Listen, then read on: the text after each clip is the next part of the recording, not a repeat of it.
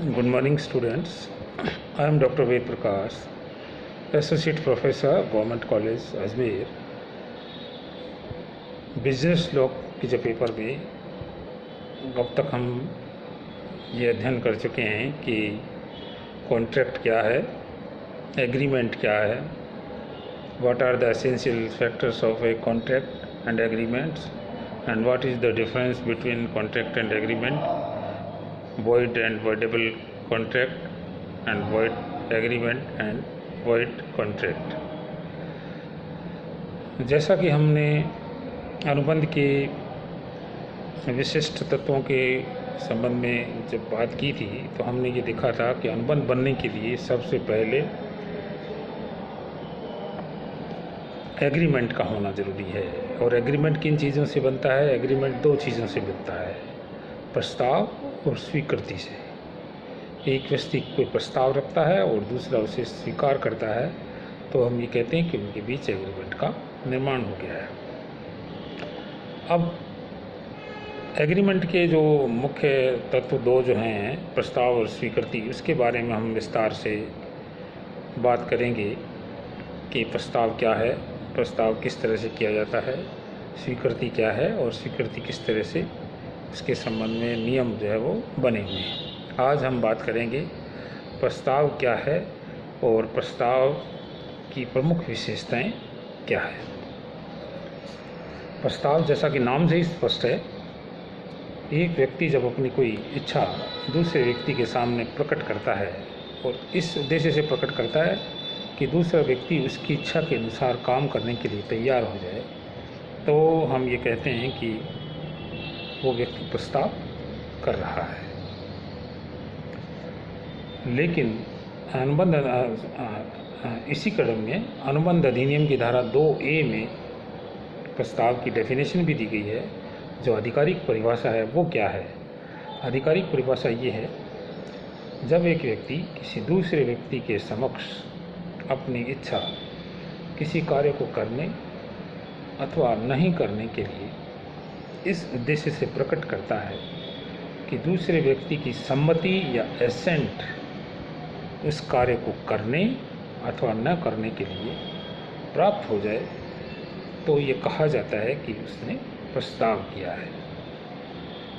इस प्रकार स्पष्ट है कि प्रस्ताव एक व्यक्ति द्वारा दूसरे व्यक्ति के सामने किसी कार्य को करने अथवा न करने की अपनी इच्छा को प्रकट करना है। इस इच्छा को प्रकट करने का उद्देश्य क्या होता है? दूसरे व्यक्ति की सम्मति या एसेंट प्राप्त करना होता है। इसमें जो व्यक्ति प्रस्ताव करता है वो प्रस्तावक कहलाता है, प्रपोजर कहलाता है, और जिस व्यक्ति के सामने प्रस्ताव किया जाता है उसे प्रस्ताव ग्रहीता कहा जाता है। प्रस्ताव को जब स्वीकार कर लिया जाता है तो प्रस्तावक को वचनदाता और प्रस्ताव स्वीकार करने वाले व्यक्ति को वचन ग्रहीता के नाम से पुकारा जाता है। अब हम ये देखेंगे कि प्रस्ताव में क्या क्या विशेषताएं पाई जाती हैं। प्रस्ताव में भी सबसे पहले दो व्यक्ति होने चाहिए, दो पक्षकार होने चाहिए। कोई भी व्यक्ति अपने आप से प्रस्ताव नहीं कर सकता। प्रस्ताव करने के लिए उसे एक अन्य पक्षकार की आवश्यकता होती है। तो there should be at least 2 parties in a proposal. कम से कम 2 पक्षकार होने चाहिए। दूसरा प्रस्ताव के उद्देश्य के बारे में है कि प्रस्ताव किसी कार्य को करने अथवा नहीं करने के लिए हो सकता है। Proposal is to do or to abstain from doing anything.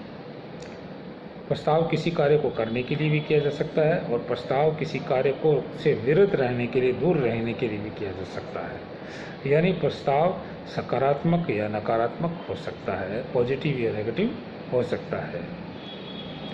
प्रस्ताव किसी कार्य को करवाने के लिए भी किया जाता है और कोई व्यक्ति सामने कोई कार्य करने जा रहा है और उस कार्य को रुकवाने के लिए भी किया जा सकता है।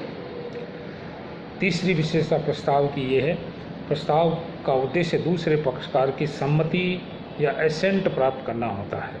अगर कोई व्यक्ति कोई प्रस्ताव करता है और अपनी इच्छा प्रकट करता है, लेकिन वो केवल दूसरे को जानकारी के देने के लिए ऐसा कर रहा है, उसकी कोई इरादा नहीं है कि सामने वाला व्यक्ति उसकी इच्छा के मतानुसार काम करने के लिए तैयार हो जाए, तो हम उसे प्रस्ताव नहीं कहें।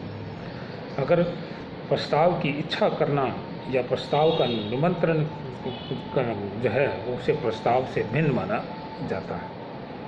प्रस्ताव की उद्देश्य वैधानिक संबंध स्थापित करना होना चाहिए, प्रस्ताव तभी वैध माना जाएगा। प्रस्ताव का संवहन होना चाहिए, कम्युनिकेशन होना चाहिए, तभी प्रस्ताव किया हुआ माना जाएगा। अगर हम कोई प्रस्ताव करते हैं किसी व्यक्ति के सामने, लेकिन वो प्रस्ताव का मैसेज उस व्यक्ति तक नहीं पहुंचता है, उसकी जानकारी में नहीं आता है, तो हम उसे प्रस्ताव नहीं मानेंगे। तो ये मुख्य, इसी तरह से प्रस्ताव जो है साधारण और विशिष्ट भी हो सकता है। साधारण प्रस्ताव वो प्रस्ताव होता है जो किसी भी व्यक्ति को के सामने किया जा सकता है, जन सामान्य के लिए होता है, और कोई भी व्यक्ति जो प्रस्ताव जिसकी जानकारी में आ जाता है वो उसे स्वीकार कर सकता है। जबकि विशिष्ट प्रस्ताव वो प्रस्ताव होता है जो उसी व्यक्ति के द्वारा स्वीकार किया जा सकता है जिस व्यक्ति को प्रस्ताव किया जाता है। वो बाय नेम होता है, स्पेसिफिक होता है, किसी खास व्यक्ति को संबोधित करके किया जाता है, और वही खास व्यक्ति, विशिष्ट व्यक्ति ही इस प्रस्ताव को स्वीकार कर सकता है। तो आज के लिए हम इतना ही यहाँ समाप्त करेंगे कि प्रस्ताव क्या है और प्रस्ताव में कौन कौन सी मुख्य विशेषताएं होती हैं। इससे आगे का टॉपिक हम जो नेक्स्ट सिस्टम है उसमें देंगे। आज के लिए इतना ही। धन्यवाद। जय हिंद, जय भारत।